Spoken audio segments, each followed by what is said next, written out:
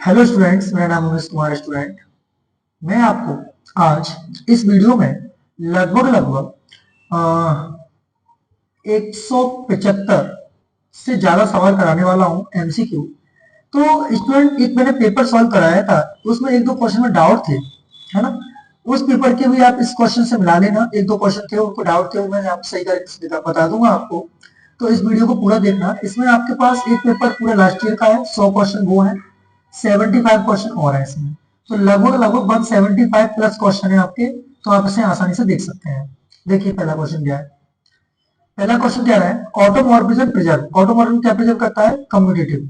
क्या property prove करता है? कम्यूटेटिव। तो वैसे ऑर्डर ऑफ एलिमेंट भी है कहीं कहीं, तो मैं यहाँ पर प्रिफर करूंगा क्या? Commutative property.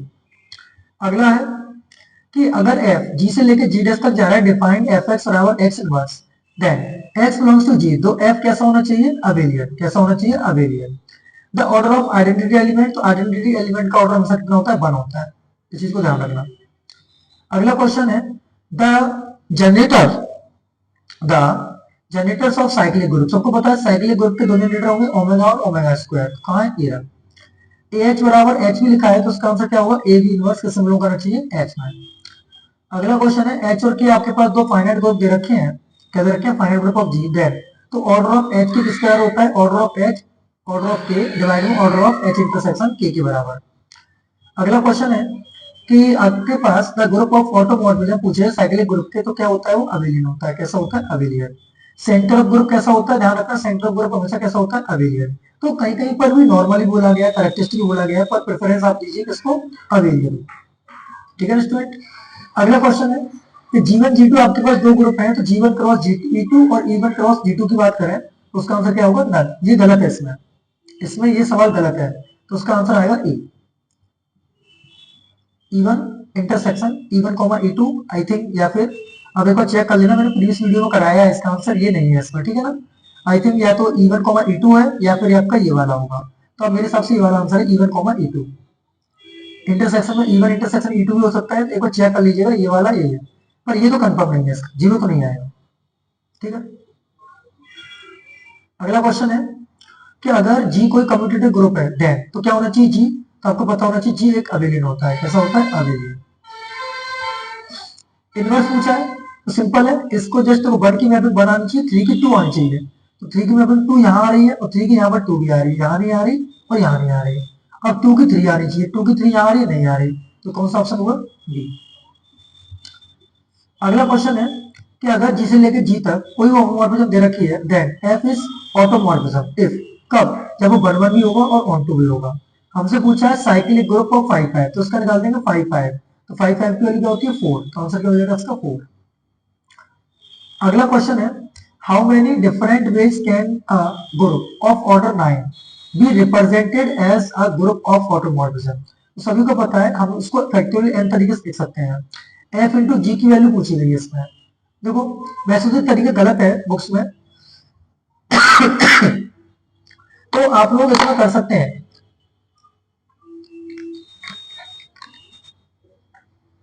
देखिए, 1 का जा रहा है 3 पर, और उसका 3 का जा रहा है 2 पर, तो 1 जाना चाहिए 2 पर। तो 1 देखो 2 कहाँ जा रहा है? नहीं आ रहा ना। तो आपको उल्टी इमेज करनी चाहिए इसकी। क्या करनी चाहिए? उल्टी इमेज। वैसे सही तरीका तो यही है, पहले जी के इसके इधर, तो 1 का जा रहा है 1 पर, और 1 जा रहा है 3 पर, तो 1 जाना चाहिए 3 पर। ये सही आंसर है।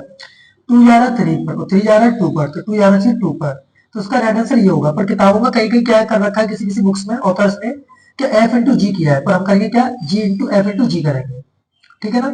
पर अब ये मैटर ये करता है कि आपको ऑथर्स ने एफ इंटू जी लिया है या जी इंटू एफ लिया है, क्योंकि किताबें कहीं कहीं अलग कहती हैं। अगर गेलियन की किताब कहोगे तो गेलियन की किताब से आंसर सही है। अगर आप लोकल ऑथर्स की बुक देखोगे तो उसके हिसाब से आंसर कुछ और बनेगा इसका। ठीक है स्टूडेंट। अगर असाइक्लिक ग्रुप ऑफ लेंथ 2, जिसकी लेंथ 2 होती है, उसी को हम कहते हैं ट्रांसपोजिशन। क्या कहते हैं? Transposition. Every cyclic group is, तो साइक्लिक ग्रुप कैसा होता है? अबेलियन होता है। कैसा होता है? अबेलियन। अगला क्वेश्चन है, जी कोई भी अगर साइक्लिक ग्रुप है और ए आपके पास जी में बिलोंग कर रहा है, तो विच ऑफ द ट्रू, तो ट्रू कौन सा होगा? तो ऑप्शन नंबर डी इसका ट्रू हो जाएगा। ऑर्डर ऑफ ए ज्यादा नहीं हो सकता किससे? ग्रुप के ऑर्डर से। Number of generator infinite cyclic group, तो इनफाइनाइट साइक्लिक ग्रुप में दो जनरेटर होते हैं, एक तो 1 होता है और एक होता है आपका -1। नंबर ऑफ जनरेटर निकालने होते तो क्या निकालते हैं हम लोग, फाइव एन निकाल देते हैं, क्या निकाल देते हैं, फाइव एन। अगला क्वेश्चन है स्टूडेंट कि the group automorphism of a cyclic group is, तो ग्रुप ऑटोमॉर्फिज्म कैसा होता है, अबेलियन होता है, कैसा होता है, अबेलियन। इनमें से कौन सा ग्रुप है जो साइक्लिक है, कौन सा ग्रुप है जो साइक्लिक है। तो देखो ध्यान रखना, अगर कोई भी group P into Q form में लिखा है, अगर P डिवाइड नहीं करता है किसको, Q माइनस वन को, तो हमेशा कैसा होता है, साइक्लिक होता है। तो देखो आप अगर इसको लिखेंगे 2 गुणा 7 की फॉर्म में लिखेंगे, तो 2 डिवाइड करेगा ही करेगा 7 - 1 को, तो ये साइक्लिक नहीं हो सकता। इसको लिखेंगे तो 7 × 5 करेंगे, तो क्या 5 डिवाइड करेगा 7 - 1 को, नहीं करेगा, तो इसलिए ये साइक्लिक हो जाएगा। अगला क्वेश्चन है a composite of two isomorphism is also, क्या कहलाती है, कंपोजिशन आइसोमॉर्फिज्म की क्या कहलाती है, आइसोमॉर्फिज्म ही होती है। हमसे पूछे जनरेटर, तो 5 6 के जनरेटर, तो 6 जनरेटर एक ही होते हैं, 1 और 5, मतलब 5n की वैल्यू 5n में 2 होंगे। इसके साथ प्राइम नंबर देखने हैं। सेट ऑफ इवन इंटीजर्स कैसा होता है, सेट ऑफ इवन इंटीजर होता है हमारे पास ring, commutative ring without unity element. अगला क्वेश्चन है, हाँ ये बहुत बड़ी कंट्रोवर्सी बन रखी है सवाल की कि इसका सेलोप 7 का आंसर क्या रहने वाला है। देखो अभी मैंने 2 3 बार इसको सॉल्व किया है, तो उसका आंसर 1,8 ही आ रहा है। कहीं की किताब में इसका 2,3 भी दे रखा है, इसलिए मैंने उस प्रीवियस वीडियो में 2,3 बोल दिया था, पर आंसर इसका कितना आएगा, 1,8 आएगा, या तो 1 आएगा या फिर 8 आएगा। सेलो 3 की बात करें तो इसको सिंपल कर सकते हैं हम लोग, 12 के फैक्टर करिए, 2 की पावर 2 गुणा 3 की पावर 1, 3 1 आ रहा है, तो इसका आंसर क्या हो जाएगा, 3। अगर कोई भी ग्रुप का ऑर्डर p की पावर n टाइप का है, तो उसके सेंटर में हमेशा एक से ज्यादा एलिमेंट होंगे। तो एक से ज्यादा एलिमेंट की मतलब क्या हो गया, आपके पास इसके सेंटर में केवल अकेला आइडेंटिटी ही नहीं होगा, उससे ज्यादा ही एलिमेंट रहेंगे। पी सेलो की बात करें तो आपको पता है order of G divide by order of normaliser, क्या होना चाहिए, ऑर्डर ऑफ नॉर्मलाइजर। अगला क्वेश्चन है सेलो थ्योरम की फर्स्ट थ्योरम क्या कहती है, सेलो की फर्स्ट थ्योरम कहती है कि every group of order p की पावर n हैज अ सब ग्रुप ऑफ ऑर्डर p। ध्यान रखिएगा, if P is a shallow, P subgroup दे रखा है of group G and P conjugate to N the shallow P subgroup, इसका answer क्या हो जाएगा, P सबग्रुप। अगला है कि अगर NP कोई भी आपके सेलो की बात करें, सेलो में कितने एलिमेंट होंगे सबको पता है, ग्रुप के ऑर्डर के बराबर को डिवाइड करेगा तभी। अगला सवाल है किसके डिवाइड करना होगा, 7 का डिवाइड करो 35 में, तो कितनी बार गया, 5 7 बार। हमसे पूछा है नंबर ऑफ राइट कोसाइड किसके, 7 के, तो 7 के राइट कोसाइड पूछे गए हैं, तो देखो इसमें भी मुझे लगता है गलत आंसर दे रखा है, इसका आंसर 5 होना चाहिए। कितना होना चाहिए, 5। देखो सिंपल सी बात है, इसका हम निकालते हैं क्या, इंडेक्स, तो 35/7 करोगे तो आंसर क्या आएगा, 5 आएगा, तो 5 आना चाहिए। यहाँ पर मुझे डाउट है, सवाल में देख लेना एक बार। 128 की पावर 129 करोगे, मॉडलो 17 है, तो उसकी वैल्यू जो निकल के आती है वो ऑप्शन नंबर सी निकल के आता है, यानी कि 9। अगला क्वेश्चन है कॉन्जुगेट क्लास का फॉर्मूला होता है, तो कॉन्जुगेट क्लास का फॉर्मूला ये होगा, इतना कॉन्जुगेट क्लास सीजीआई में क्या वैल्यू होती है इसकी, ऑप्शन नंबर डी हो जाएगा। अगर किसी भी ग्रुप का ऑर्डर, ध्यान रखिएगा पी क्यू वैल्यू टाइप का होता है, किस टाइप का होता है, पी क्यू टाइप का होता है, तो उसमें कितने एलिमेंट होते हैं, P square plus P minus one, तो 3 क्यू टाइप का है, तो कितना हो जाएगा, 9 प्लस 3 माइनस, तो इतना आंसर हो जाएगा इसका 11। ये गलत दे रखा है 12, इसका आंसर 11 आएगा। ठीक है ना student, which of the following is the class equation, तो इसकी सबको पता है क्लास इक्वेशन का फॉर्मूला सी है इसका। अगर किसी भी ग्रुप का ऑर्डर p की पावर है तो सेंटर में e एलिमेंट नहीं हो सकते। द रिलेशन ऑफ कॉन्जुगेंस ऐसा कैसा होता है, इक्विवेलेंस होता है। 30 से बात की, 30 के फैक्टर करो, तो 30 के जब फैक्टर करोगे आप तो 2 गुणा 3 गुणा 5, तो 5 के कितने आ रहे हैं, एक ही आ रहा है, तो 5 का आंसर 5 हो जाएगा। अगला क्वेश्चन है कि अगर कोई ग्रुप जी दे रखा है, is a P group if and only कब, जब उसका ग्रुप का ऑर्डर किस टाइप का हो, p की पावर n टाइप का हो। सभी को पता है ये आपका विल्सन फॉर्मूला है, तो विल्सन फॉर्मूला का आंसर क्या होता है, फैक्टोरियल p माइनस बराबर फैक्टोरियल दिस। अगला यूनिट आ गई, सम पूछा इसका, इन दोनों का सम कर दोगे तो सम क्या आएगा, आपको पता है 2x स्क्वायर को इसके साथ करोगे तो 6x स्क्वायर, यानी सम आ जाएगा आपका। जीरो रिंग की बात की, जीरो रिंग आपकी पहली जीरो रिंग होती है। अगर आपको पता है कि डिग्री की करें तो एफ एक्स इंटू जी एक्स करेंगे, तो उसकी डिग्री क्या होगी, एफ एक्स प्लस जी एक्स हो जाएगी। अगला क्वेश्चन है कि the polynomial x square plus one is reducible over a field of किसके, कॉम्प्लेक्स नंबर के, क्योंकि इसको सॉल्व करोगे तो प्लस माइनस आयोटा आएंगे, इसलिए इसकी डिग्री पूछी तो डिग्री 2 है, इसकी 700 बताई जाएगी, तो इसकी डिग्री कितनी हो जाएगी, 2। अगला क्वेश्चन है कि पॉलिनोमियल कांस्टेंट दे रखा है, तो एक्स की पावर n क्या रिप्रेजेंट करता है, तो एक्स की पावर n डिपेंड करेगा इसके लीडियन टर्म को। आप इनको जोड़ेंगे तो क्या टर्म मिलेगा, देख लेना इसको, मैंने चेक किया था, इसका आंसर जो आ रहा है वो ए आ रहा है। हाँ, अब देखो 2x क्यू ये रहा, जब इसके साथ जोड़ोगे तो 2x क्यू ही आएगा। देखा है स्टूडेंट कितना गलत है ये। जब इसको आप जोड़ोगे एफ एक्स प्लस जी एक्स को जोड़ोगे तो 2x क्यू ये रहा और 3x उसका दे रहा, तो 2x क्यू वाला टर्म आएगा ना इसमें, तो 2x क्यू वाला टर्म आएगा ही नहीं है, उसका नन ऑफ दीज आंसर आएगा, ये वाला गलत दे रखा है इसमें। अगला क्वेश्चन है, आई कोई भी आइडियल दे रखा है तो ध्यान रखना क्या, आर वाई एल भी कैसे होगी, रिंग होगी। अब देखो इसको जोड़िए, तो 4x² को 4x² जोड़ेंगे तो मॉडल जीरो हो जाएगा, ठीक है। 2 को 6 का जोड़ेंगे जीरो हो जाएगा, तो जीरो। 2 किसका होता है, कांस्टेंट होता है, कैसा होता है, कांस्टेंट। आप सभी को पता है एफ एक्स और जी एक्स लॉग करें तो इसका मल्टीप्लाई करेंगे तो किसके बराबर होगा, डिग्री के सम के बराबर। अगर ए कम्यूटेटिव लेंगे तो ए इंटू बी किसके बराबर होगा, बी ए के बराबर। अगला क्वेश्चन है कि अगर x माइनस से किसी को डिवाइड कर रहा है तो किसके बराबर होगा, उसका जीरो होगा वो। एक्स स्क्वायर माइनस टू किसमें रिड्यूसिबल है, किसमें इरिड्यूसिबल है, सबको पता है प्लस माइनस के रूट टू इसका आंसर आएंगे। तो प्लस माइनस रूट टू मतलब क्या है, इनकी तो नहीं आ रही, तो इनकी नहीं होंगे तो उसमें क्या हो जाएगा, इरिड्यूसिबल।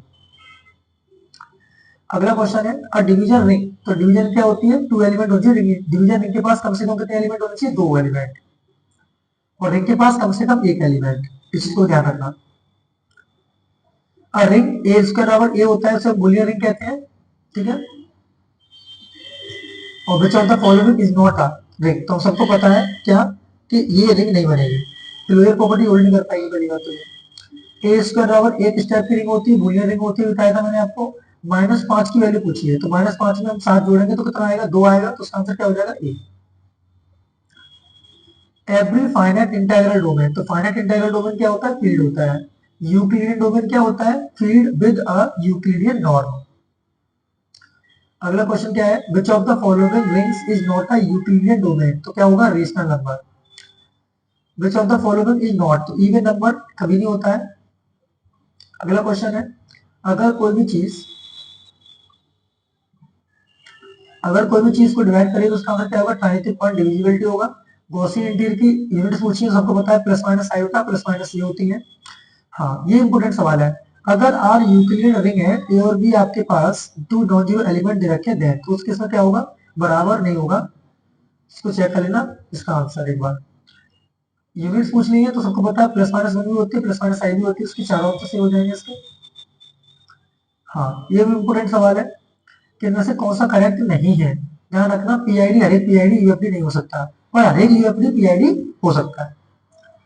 और ring of integer modulo P, ये डोमेन होगा इफ एंड ओनली कब, जब वो प्राइम होगा।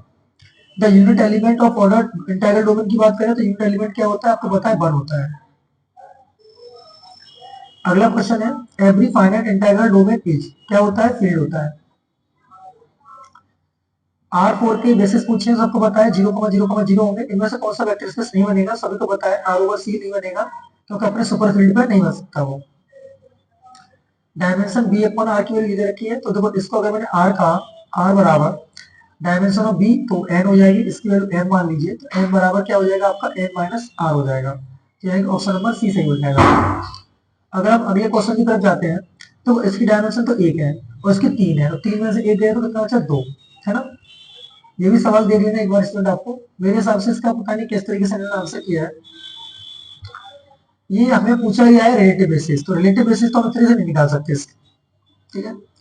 अगला क्वेश्चन है कि डायमेंशन W1 प्लस W2 का फॉर्मूला, तो आपको पता होना चाहिए dimension W1 plus dimension W2 minus इसका इंटरसेक्शन। हाँ, अगला क्वेश्चन है कि U दे रखा है, V दे रखा है और W दे रखा है, तो ये LD दे रखे हैं, तो LD का मतलब क्या है, इनका डिटरमिनेंट जीरो ले लीजिए। तो जब इसका डिटरमिनेंट जीरो लोगे तो 1 माइनस 2 और K, और ये कितना है 3 0 माइनस 2 2 माइनस 1 माइनस 5, इसका डिटरमिनेंट कर दो जीरो के बराबर, तो आपको जो K की वैल्यू मिलेगी वही आपका राइट आंसर होगा, तो K की वैल्यू मिलेगी यहाँ से -8। ऐसे इसको जब डिटरमिनेंट को जीरो के बराबर रखोगे तो आपको आंसर क्या मिलेगा, लीनियरली डिपेंडेंट में आपका डिटरमिनेंट जीरो होता है, तो इसका आंसर मिलेगा आपको option number C. The smallest dimension क्या होती है, जीरो होती है। ये तो कितनी बार पूछा गया सवाल, इसका आंसर 5 आता है, कैसे आता है वो पता होगा आपको। इसका इसके साथ सम, इसका इसके साथ सम, इसका इसके साथ सम करते हैं तो आपका आंसर कितना आता है, 5। अगला क्वेश्चन है स्टूडेंट, आपको इसका लीनियर कॉम्बिनेशन को देखना है, क्या देखना है स्टूडेंट, इसके लीनियर कॉम्बिनेशन को।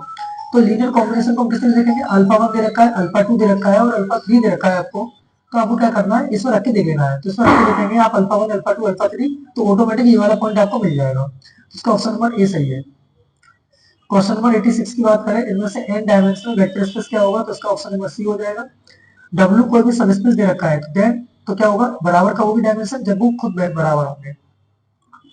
अगला क्या है, बेसिस इज आल्सो कॉल्ड। देखो बच्चों मैंने कहीं काफी बार देखा है, बेसिस को स्टैंडर्ड बेसिस भी नहीं कह सकते, जरूर नहीं है हर एक बेसिस स्टैंडर्ड बेसिस हो जाए। यहाँ पर मैं आंसर से सहमत नहीं हूँ, इसका आंसर होना चाहिए हेमल बेसिस। ठीक है, सभी को पता है 2 डिग्री की पॉलिनोमियल है ये। अगला 3 वेक्टर दे रखे हैं, आप इनका डिटरमिनेंट निकालेंगे, अगर इसका डिटरमिनेंट 0 आता है तो एल आई नहीं सॉरी एल डी, अगर डिटरमिनेंट 0 नहीं आता है तो वो एल का है एल आई। तो इसका आंसर होगा सी, एल आई होता है, डिटरमिनेंट 0 नहीं आ रहा होगा इसका। एम्प्टी सेट कैसा होता है, ध्यान रखिएगा, एम्प्टी सेट हमेशा देखो दो चीजें होती हैं। एम्प्टी सेट में 2 से 3 जगह पढ़ा है क्या, ये कहीं कहीं तो लिखा है कि एल आई होता है और कहीं कहीं लिखा है स्पेन करता है 0 को भी। तो ये बहुत बड़ी कॉन्ट्रोवर्सी बनी हुई है इस चीज को लेकर। ठीक है ना, तो मैंने तो पढ़ा एल आई और इसको भी स्पेन करता है, तो इस चीज को देख लेना, एक बार कंफर्म कर लेना क्या रह रहा है इसका आंसर। तो मेरे हिसाब से तो आप एल आई ही लगाएं, गूगल पे एल आई ही लिखा हुआ है इसका आंसर। अगला क्वेश्चन है कि A1 A2 दे रखे हैं तो एलडी कंडीशन पूछिए। तो एलडी में क्या होता है आपको सभी को पता है, क्या A1 यहाँ B1 होगा और यहाँ A2 और यहाँ B2 होगा। इनका डिटरमिनेंट निकालोगे तो A1 B2 minus A2 B1 की वैल्यू 0 होनी चाहिए। तो यानी ऑप्शन नंबर क्या हो जाएगा, सी हो जाएगा। एलिमेंट्स ऑफ वेक्टर स्पेस, देखो काफी बच्चों ने इसके कमेंट किए थे कि सर टपल होना चाहिए, नंबर्स होना चाहिए, वेक्टर्स होना चाहिए, पर कहीं कहीं पर टपल भी यूज किया गया, टपल यूज किया जाता है क्रॉस मल्टीप्लिकेशन के लिए, तो आप इसका यूज आंसर कर सकते हैं वेक्टर, यूज कर सकते हैं वेक्टर। ठीक है ना, अल्फा 1 अल्फा 2 आपके पास 2 लीनियरली डिपेंडेंट वेक्टर दे रखे हैं, तो अल्फा 1 किसके बराबर होगा, सी टाइम ऑफ अल्फा 2। और set of single non zero vector क्या होता है, तो हमको सबको पता है सिंगल आर्गुमेंट कैसा होता है, अच्छा लीनियरली इंडिपेंडेंट। आपको पता होना चाहिए कि W1 प्लस W2 हमेशा सबस्पेस होता है, इंटरसेक्शन ऑलवेज होता है, यूनियन जरूर नहीं है कि बन जाए, उसके हमसे फॉल्स पूछ लिया। यूनियन कब होता है, जब W1 W2 का सबसेट हो या W2 W1 का हो तब बनता है। W1 इंटरसेक्शन W2 का एनी रिटर्न निकालोगे तो किसके बराबर आ जाएगा, आप सबको पता है प्लस के बराबर आ जाता है। किसके बराबर आता है, प्लस के बराबर। अगला क्वेश्चन है कि एस का एनी रिटर्न किसका सबसेट होता है, सबको पता है किसका होता है, बी का। यहाँ पर भी मैं थोड़ा सा गलत जाऊंगा, बी डैश का होता है, एस एनिहिलेटर स्मॉलेस्ट सबस्पेस होता है, सॉरी स्मॉलेस्ट सबस्पेस। चेक कर लेना, इसमें कंफ्यूजन थोड़ा सा हमारे को। अगर W1 W2, देखो मैंने आपको भी तो बताया था, देखो आप इधर देख सकते हैं इस वाली वीडियो में, देखो आप यहाँ से देख सकते हैं इसका आंसर।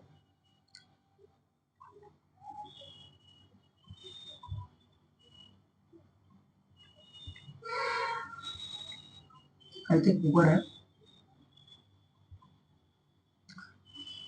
इसका करेक्ट आंसर देखो यहाँ कहीं लिखा होगा, एस एनिहिलेटर के बारे में, देखो ये लिखा है, कहाँ गया ये लिखा है W L space of B star लिखा है, यहाँ पर लिखा है कि लिखा। तो बी स्टार का मतलब ये हुआ कि इसका जो आंसर बनना चाहिए उसका, वो आंसर बनेगा आपका क्या, आंसर बनेगा बी गैस। गलत है तो गलत है भाई, इसका आंसर ये आएगा, ये नहीं आएगा।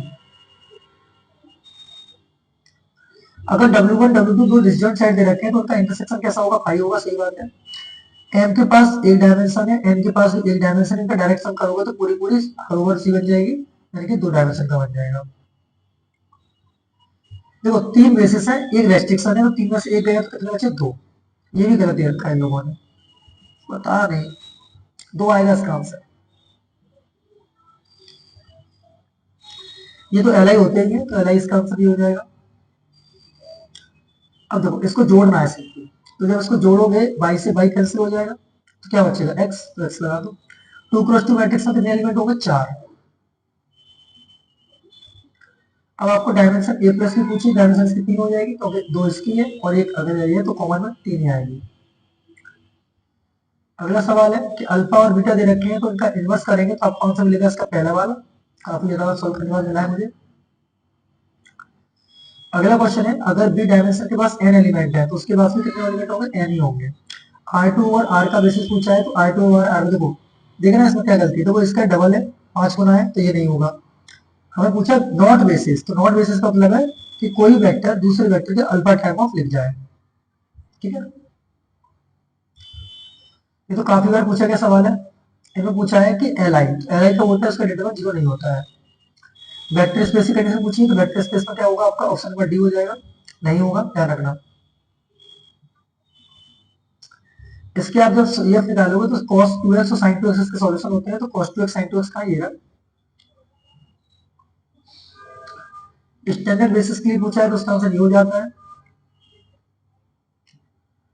अगला क्वेश्चन है, which of the following is not a vector space, तो इनमें से कौन सा वेक्टर स्पेस नहीं है, तो सबको पता है R over C vector space नहीं होता। बी थ्री आर की डायमेंशन पूछी तो बी थ्री आर की डायमेंशन क्या होती है स्टूडेंट, बी थ्री आर की डायमेंशन होगी 3। अगर ये देख कर लेना, अगर एल आई है तो ठीक है, अगर देखो इनमें देखो इसका लीनियर कॉम्बिनेशन क्या बनना है, तो ये वाला बना रहे हैं लोग, देख लेना इसको एक बार। Set of vectors alpha one alpha two alpha three दे रखे हैं, अगर इसका डिटरमिनेंट जीरो आया तो एल डी, अगर नहीं आया तो एल आई, चेक कर लेना, ऐसे इसको चेक कर लेना। तो इसकी वैल्यू निकल के आती है, एक बार चेक कर लेना, प्लस माइनस के रूट टू साइड में भी आती है इसकी। यूनियन जरूरी नहीं है, यूनियन कब बनता है, जब एक दूसरा सबसेट हो, ध्यान रखना, इसका आंसर होगा पहला। डायमेंशन का फॉर्मूला आपको पता ही है, ये तो ये होता है। देखो ये बार बार सवाल पूछा गया 131 वाला, तो इसका आंसर n माइनस आर हो जाएगा। देखो नल स्पेस, नल स्पेस कहाँ मैप करना चाहिए, जीरो की तरफ। हाँ, जिसमें कांस्टेंट जुड़ जाएगा जीरो के बराबर होगा वो वेक्टर स्पेस होगा, तो जीरो के बराबर तो ये है, ये वाला 2 है, नहीं है, 1 नहीं, 1 नहीं। स्मॉलेस्ट वेक्टर स्पेस क्या होता है, जीरो डायमेंशन का।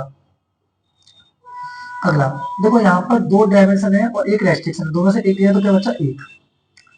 तो बराबर जीरो, बराबर बराबर बराबर, नहीं है, ये 1 है, ये वाला नहीं होगा। इसका इनवर्स इमेज पूछिए तो मैंने प्रीवियस वीडियो में इसकी इनवर्स इमेज सॉल्व कराई है, इसकी तो इनवर्स इमेज मिलती है आपकी ए, ठीक है ना। देखो इसकी डायमेंशन कितनी है, 4, और डायमेंशन W1 की है 5, तो नलिटी में कितने आ रहे हैं, 1। तो हमें पूछिए रैंक, तो रैंक जो होती है वो इसके नलिटी और रैंक के बराबर होती है, नलिटी 1 है तो डायमेंशन कितनी रही होगी, 3, तो ये 4 हुई होगी पूरी टोटल। ये सवाल देख लेना एक बार, ये इजी सवाल है काफी ये वाला, तो इसका आंसर बी लगा रहे हैं लोग, चेक कर लीजिए एक बार। तो स्क्वायर लग गया तो ये नहीं होगा, यहाँ पे वन जुड़ गया तो ये भी नहीं होगा, साइन भी नहीं होगा, तो केवल ये वाला हो जाएगा। नन ऑपरेटर के लिए तो ऑप्शन सारे सही है इसके, मैंने अभी आपको इस वीडियो में करा रखे हैं, देख लेना इसमें भी आप। ये काफी बार सवाल पूछा गया है, इसके नल स्पेस में कोई एलिमेंट नहीं होते हैं, मैंने 2-3 वीडियो में करा रखा है। इसके भी नल स्पेस में कोई एलिमेंट नहीं, दो आएंगे, चेक कर लेना, उसकी रैंक हो जाएगी दिस। तो इसकी मैट्रिक्स बना लीजिए आप, तो मैट्रिक्स बनाओगे तो क्या आएगी, 1 0 और 1। कैसे बनाओगे इसकी, तो 1 1 0, इसका बनाओगे 0 1 1, है ना। इसकी रैंक जो निकलेगी वो रैंक 3 ही आ रही है, तो इसका तो रैंक 3 और नलिटी 0। आप सभी को पता है कर्नल जो होता है वो डोमेन का सबसेट होता है, और एन मैट्रिक्स है तो आधा का बटेगा, तो उसका हो जाएगा कर्नल जो सेलेस्टर थ्योरम, तो यहाँ दिखाई दिया सेलेस्टर थ्योरम के बारे में बताया था मैंने आपको, देख लेना एक बार। अगला क्वेश्चन है कि ए बी का होल इनवर्स किसका बराबर होता है, अगर वो फील्ड दे रखा है तो वो होगा बी इनवर्स ए इनवर्स। वैसे कई बार गलत है, फील्ड है तो वो क्लोजर प्रॉपर्टी, सॉरी अभी मैंने कंप्लीटली प्रॉपर्टी को होल्ड कर रहा होगा, तो ये बराबर भी हो सकता है, देख लेना एक बार। इसमें से पूछा है, देखो इसका लग गया तो ये तो नहीं होगा, बन जुड़ गया तो ये भी नहीं होगा, बन जुड़ गया तो ये भी नहीं होगा, तो ये हो जाएगा ऑप्शन नंबर ए। ये दोबारा से पूछ लिया गया सवाल है, ये भी दोबारा पूछ लिया गया। देखो उसकी रैंक दे रखी है, नलिटी एक दे रखी है, तो 4 3 कितना हो जाएगा, 3 और बचा। सबको पूछा कर्नल किसका सबसेट होता है, यू का। इसकी मैट्रिक्स पूछी गई है, तो मैट्रिक्स आगे बना सकते हैं। यहाँ एक्स है नहीं, यहाँ एक्स है यस, यहाँ एक्स है यस, तो 0 1 3, तो 0 1 3 कहाँ दिखाई दे रहा है, उल्टा दिखाई दे रहा है, ये लगा दो।